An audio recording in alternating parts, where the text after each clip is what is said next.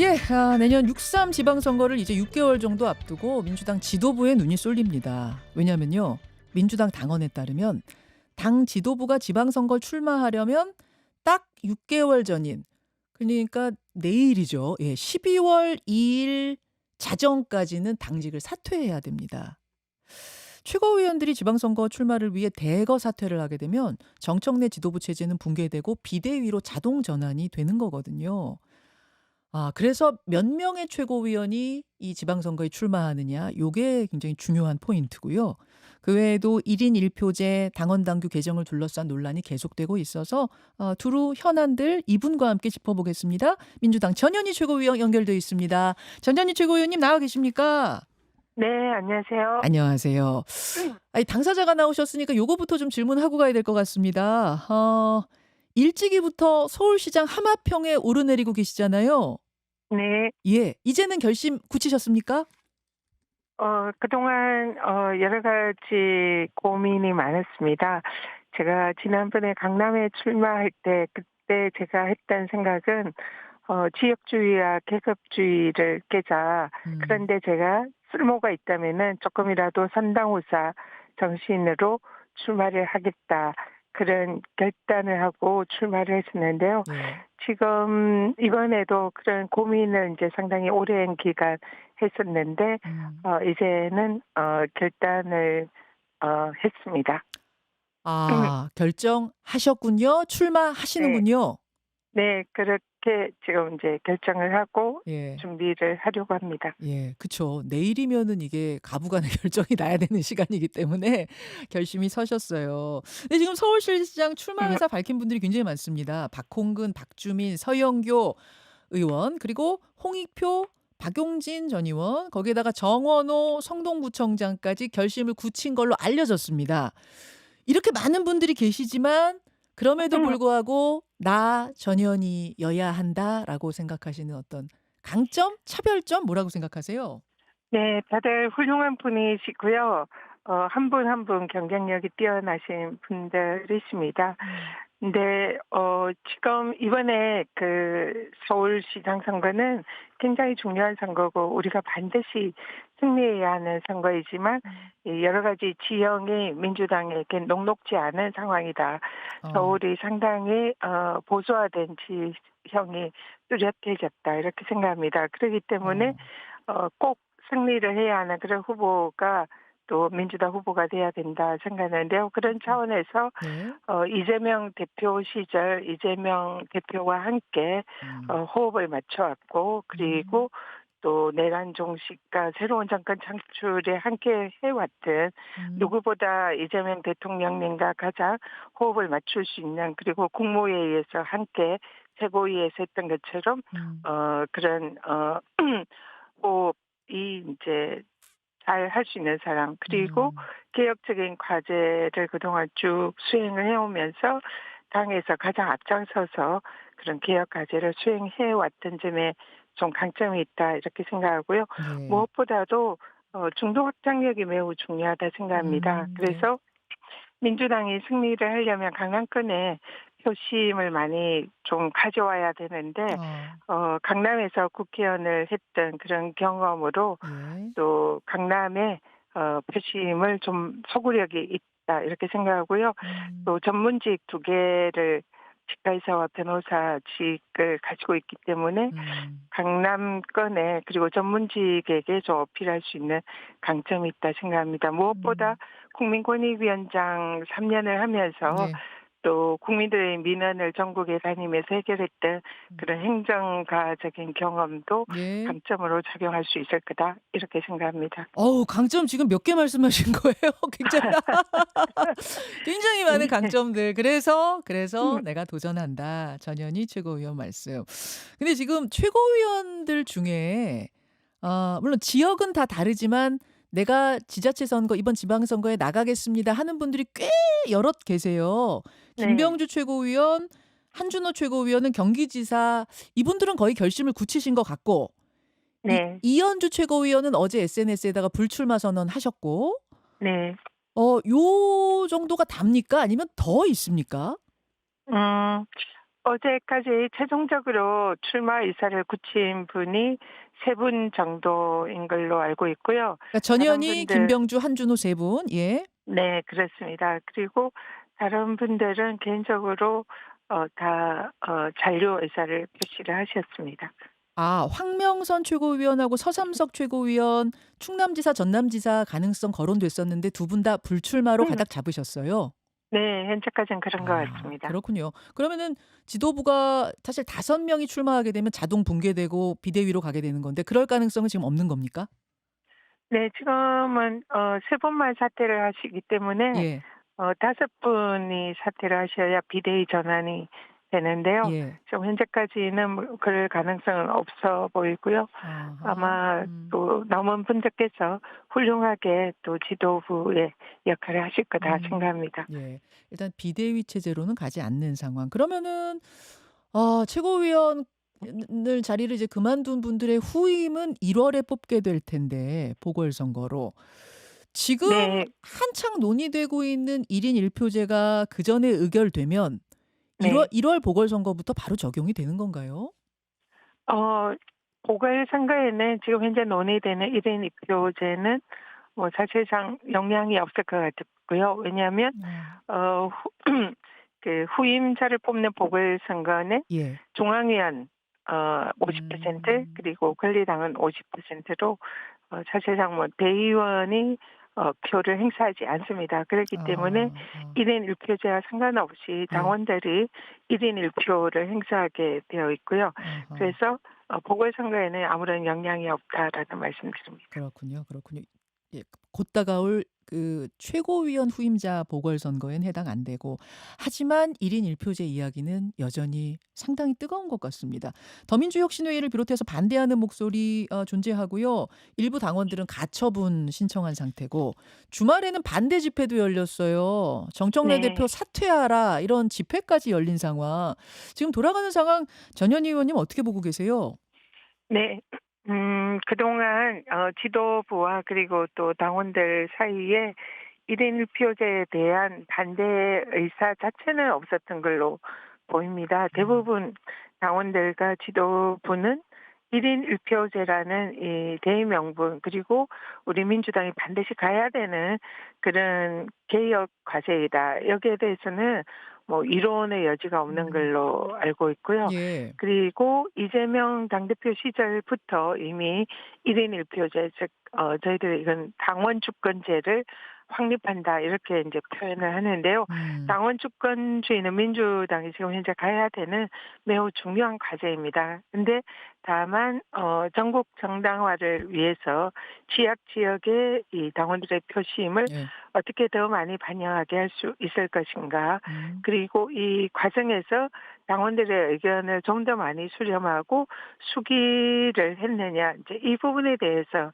현재 이론이 있는 것이고요. 지도부에서는 그동안 당원 수기 절차를 많이 거쳤지만 당원들이 부족하다고 하니까 다시 더 수기를 해서 음. 당원들의 의견 수렴을 하는 그런 절차를 음. 밟자. 그래서 지금 현재 한 예. 일 주일 정도 예. 이 중앙위가 이제 연기가 됐습니다. 예예. 그래서 오늘도 전체 당원들 토론회가 있고요. 음. 계속 토론회를 가질 예정이고 현재는 12월 5일 중앙위에서 이 당원 주권 1인 1표제는 아마 통과될 가능성이 매우 높다 생각하는데 아. 그 이후에도 계속적으로 당원들의 수렴한 의견을 바탕으로 이 예. 보완하는 이런 절차를 계속 가시게 될 예정입니다. 12월 5일 중앙위에서 결국은 처리될 것이다. 지금 그 분위기라고 보시는 거예요. 그럴 가능성이 높을 것 같습니다. 예 예. 그 네. 강하게 반대하시는 분들 가처분 네. 신청까지 내신 분들은 네. "절대 동의할 수 없다." 이런 분위기더라고요. 또 그분들이 굉장히 소수라고 보세요? 지금 뭐 비율 자체는 알 수는 없지만 그렇지만 이제 지금 이 수기 절차에 있어서 예. 문제점을 제기하는 그런 당원들이 네. 많으신 것은 사실이기 때문에 음. 그분들의 의견도 매우 소중하다 생각합니다. 그렇기 때문에 계속적으로 설득하고 또 무엇이 문제인지를 논의하고 그것을 음. 보완하는 작업을 한다면은 음. 민주당의 이 집단 지성이 함께 할 수 있다 이렇게 생각을 합니다. 음. 일각에서는 대통령실에서 좀 불편해하는 건 아니냐 뭐 이런 이야기들도 나오는데 그 분위기는 아니라고 보세요? 계속적으로 지도부가 대통령실과 소통을 하고 있고요. 뭐 이 문제에 대해서는 그렇게 뭐 대통령실이 음. 반대한다든지 분위기가 안 좋다든지 이런 것은 듣지 못했고요. 음. 이재명 대통령님께서도 대표 시절에 이 당원 주권주의 1인 1표제로 예. 가야 한다고 그렇게 입장을 가지고 계셨던 만큼 예. 뭐 '별 문제는 없을 거다.' 없을 이렇게 것이다. 생각합니다. 알겠습니다. 당 관련 현안 하나만 더 짚어보죠. 전현희 최고위원과 같은 법사위 소속이자 사법개혁 TF에서도 같이 활동하고 있는 장경태 의원. 성추행 혐의로 고소를 당한 상태입니다. 그 여성은 성추행을 당한 게 분명하고 다음 날 지인들에게 호소한 SNS도 증거로 가지고 있다. 이렇게 주장을 하고 반면에 장경태 의원은 이것의 본질은 데이트 폭력 사건이다. 자신은 무고하다 주장하는 기자회견도 했습니다. 양측 주장이 너무 상반된 상태인데 어떻게 파악하고 계세요? 네. 지금 이 부분에 관해서는 현재 당에서 정청래 대표의 지시로 진상조사를 위한 감찰이 지시가 됐고요. 당 내에서도 진상을 조사를 할 것이다 생각합니다. 그리고 예. 현재는 양쪽의 의견이 첨예하게 다르기 때문에 음. 또 경찰에 지금 이제 양쪽에서 수사가 요청이 된 걸로 알고 있습니다. 예예. 그래서 좀 더 진상을 확인한 이후에 그 사안에 대해서 대응을 해야 하지 않을까 생각을 합니다. 지금 서울시경 여청계에서 수사 중이니까 뭐 최종 수사 네. 결과가 나올 거고 또 우리가 대중에게 알려진 그 자료 외에 더 많은 자료들, 증언들, 뭐 증거들 경찰이 확보하고 있을 테니까 결과는 지켜봐야겠습니다만 일단 수사가 진행 중인 상황 속에서 2차 가해가 있어서는 안 될 텐데요. 네. 그게 좀 걱정입니다. 지금 민주당 보좌진 협의회 게시판에 한 네. 보좌관이 해당 여성을 고소고발하자 하면서 합성된 가짜 사진을 실었다가 또 삭제하는 일도 있고 그랬다고 해요. 네. 요런 부분들은 어떻게 보세요, 전 의원님? 네. 특히 이런 사안에 있어서는 2차 가해가 매우 중요한 사안이기 때문에 예. 그래서 저도 말씀드리는 게 매우 조심스러운데요. 예. 당시 사안에서 목격자들이 많이 있었다고 알고 있습니다. 음. 그러기 때문에 실제로 실체적인 진실이 밝혀지는 것은 시간 문제다 이렇게 생각하고요. 조금 더 지켜보고 신중히 당에서도 대응을 하려고 합니다. 지금 당에서도 이 윤리위 감찰을 지시를 했죠, 정 대표께서? 네네 예예. 그렇습니다. 그 결과는 언제 나오나요? 조사가 지금 진행 중인 건가요? 지시를 지난주에 했기 때문에 아마 조사에 착수했을 거다 생각을 하고요. 이게 다른 당 소속 또 보좌진들이 많기 때문에 음. 실제로 조사가 원활히 될 수 있을지는 잘 모르겠습니다만 어쨌든 당으로서 할 수 있는 최선을 다하겠습니다. 지금 국민의힘 측에서는 장경태 의원 일단 법사위 사퇴해야 되는 것 아니냐. 경찰 조사받고 있으니까 이런 이야기 합니다. 그 부분은 어떻게 보세요? 일단 장경태 의원 쪽에서도 예. 매우 억울하다 이렇게 지금 의사를 표명을 하고 있기 때문에 음. 진상이 좀 더 밝혀져야 하지 않을까 이렇게 생각을 합니다. 그러니까 법사위 사퇴를 지금 이야기하기는 이거는 시기상조다 그런 말씀이세요? 일단 진상이 예. 밝혀진 이후에 뭐 만약에 사실이라면 그때 가서 책임을 지는 것이 맞지 않은가 이렇게 생각합니다. 아직은 본인이 억울하다고 하는 부분이 많아서 음. 지켜봐야 될 것 같습니다. 알겠습니다. 예. 장경태 의원 이슈가 상당히 주말 동안 뜨거웠는데 네. 이번 주 이제 들어서면은 내일 모레 이 불법 개헌 1 년 뭐 이슈 워낙 큰 이슈죠. 게다가 국민의힘의 장동혁 대표는 100일 되는 날이고 동시에 추경호 전 원내대표는 구속이냐 아니냐 결정이 나는 날이 또 그날이기도 합니다. 네. 우선 추경호 전 원내대표 구속영장은 어떻게 될 걸로 보세요? 일단 12월 3일이 정말로 이 비상계엄 내란 발발 1주년이 되는데요. 네. 정말로 그날 또 우연히도 음. 많은 일이 일어나는 것 같습니다. 추경호 원내대표의 경우에는 사실상 비상계엄 해제 의결을 방해한 그런 혐의는 매우 중대한 범죄입니다.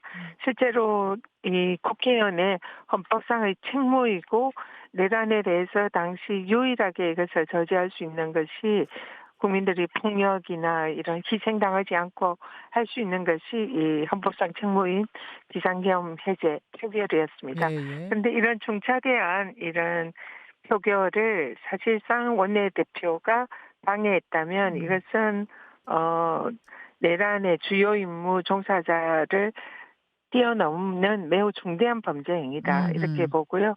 거기에 대해서는 법원이 그동안 특검이 거기에 대한 이제 여러 가지 증거나 이런 것을 입증을 했다 생각하고요. 그 혐의가 사실이라면 당연히 영장이 발부가 되어야 되는 사안이다 이렇게 봅니다.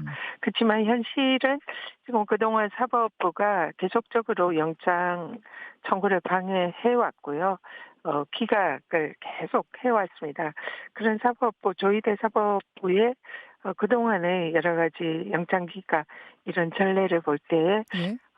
이번에도 좀 약간 우려되는 그런 부분이 있는 것은 사실입니다. 지금 윤석열 당시 대통령하고 추경호 당시 원내대표가 통화를 한 것까지는 밝혀졌는데 네. 특검에서는 그 통화가 그 표결을 방해하는데 협조해달라는 요청이었고 추경호 원내대표가 그걸 따른 거다 이렇게 보고 있는 거고 추경호 원내대표는 정반대 얘기를 합니다. 그 전화를 받은 다음에 오히려 국회의원들을 본회의장으로 모이라고 난 지시를 했다. 근데 어떻게 방해냐. 이게 지금 부딪히고 있는 것 같거든요. 실제로 추경호 원내대표가 본회의장에 의원들을 보내라고 했다고 주장을 하나 그 부분에 있어서 예. 현재 드러나는 것은 국회의원들을 국회 바뀐 당사로 모이게 했고 실제로 표결을 할 수 없는 상황으로 몰아간 것은 사실인 것 같고요. 그리고 윤석열 지금 전 대통령은 재판정에 와서 계속적으로 허위 증언을 하고 있다는 것이 여러 가지 정황상 드러나고 있습니다. 그래서 그 증언의 신빙성이 없는 그런 증언이다 이렇게 보고요. 오히려 예. 지금 현재 한덕수 전 총리가 예. 추경호 원내대표랑 당시에 예. 통화를 했는데 예. 한덕수 총리가 사실상 진실을 말하지 않았을까 이런 이제 지금 전망이 있고요. 그리고 보좌진의 뭐 텔레그램이라든지 예. 죄송합니다. 다른 의원들의 SNS 기록이라든지 이런 것이 특검이 증거를 확보했다고 이렇게 알고 있습니다. 그래서 이런 증거에 의해서 추경호 원내대표의 그런 계엄해제 표결 방해 의혹은 네. 상당수 증거에 의해서 확인되지 않았나 이렇게 생각을 합니다. 그러니까 특검이 그 구속을 할 만한 사유, 즉 표결 방해를 했다라는 더 뚜렷한 증거, 전화 외에도 다른 것들을 좀 갖고 있다, 확보하고 있다 이렇게 알고 계세요? 언론을 통해서 알고 있고요. 그런 뭐 또 추정 예. 그리고 또 보도 전망 등이 이제 상당히 많은 글로 지금 확인하고 있고요. 알겠습니다. 그래서 실제로 알겠습니다. 추경호 원내대표가 네. 이 겸해제 표결을 마무리를 좀. 방해했고 그런 부분에 관해서는 상당히 알겠습니다. 입증이 되었다 생각합니다.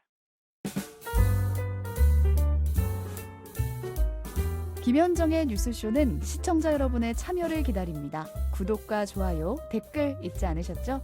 알림 설정을 해두시면 평일 아침 7시 10분 실시간 라이브도 참여하실 수 있습니다.